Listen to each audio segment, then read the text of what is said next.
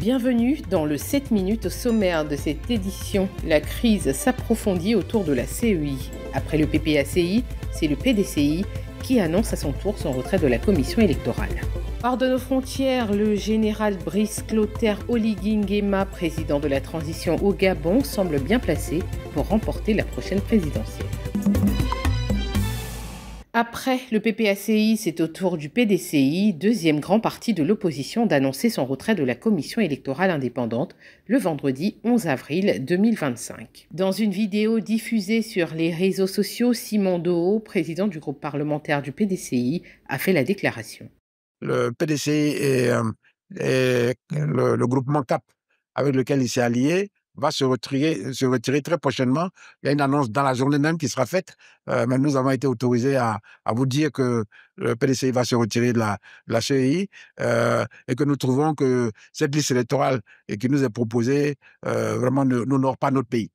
Le député de Bangolo a justifié cette décision par le rejet de la liste électorale provisoire critiquée pour contenir plus de 6 millions d'électeurs sans données personnelles fiables. Il a aussi dénoncé l'exclusion de plusieurs figures majeures de l'opposition comme Laurent Gbagbo, Guillaume Soro et Charles Blé Goudé.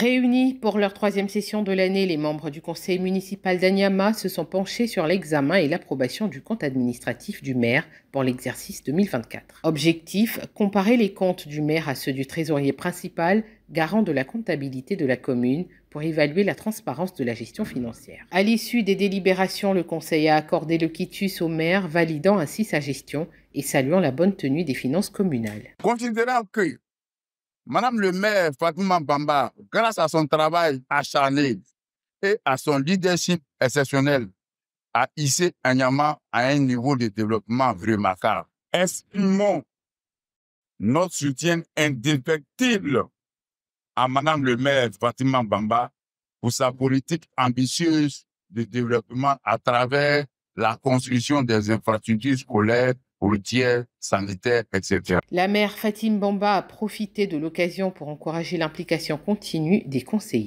C'est le lieu de réitérer. On appelle au renforcement de la cohésion au sein du conseil.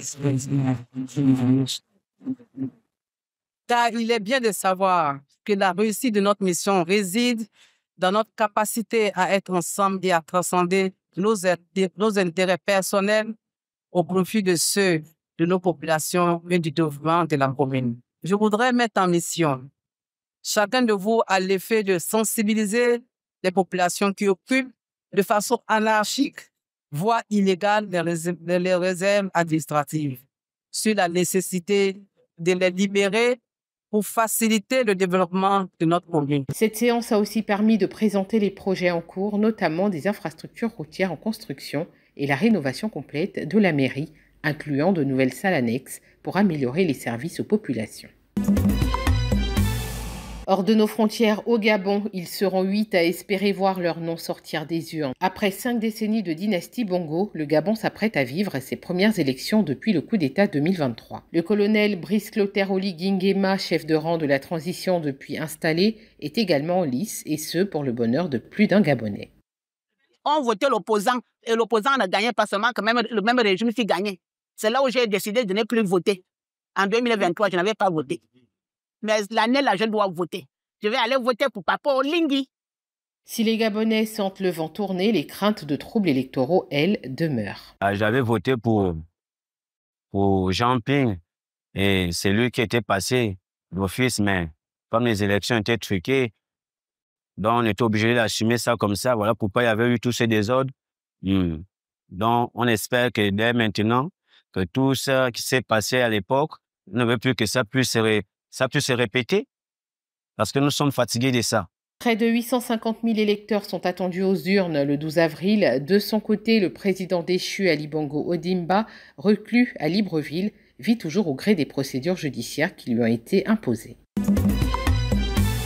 La 26e édition de la Nuit des Ébonies s'est ouverte le vendredi 11 avril à l'hôtel président de Yamoussoukro, en présence de près de 500 journalistes venus de toute la Côte d'Ivoire. Placée sous le thème « Le rôle du journaliste en période électorale », la cérémonie a mis l'accent sur la responsabilité des médias dans la préservation de la paix. Le président de l'UNJCI, Jean-Claude Coulibaly, a insisté sur la rigueur et la neutralité attendue des journalistes en période sensible. Le maire d'Atié-Guacro, parrain de l'événement, a invité les professionnels des médias à respecter scrupuleusement les règles déontologiques. Quelles que soient vos convictions politiques et religieuses, vous avez des devoirs envers nos compatriotes, celui de les informer de façon juste, mais également de leur garantir un climat de paix favorable au travail, au développement et à leur plein épanouissement.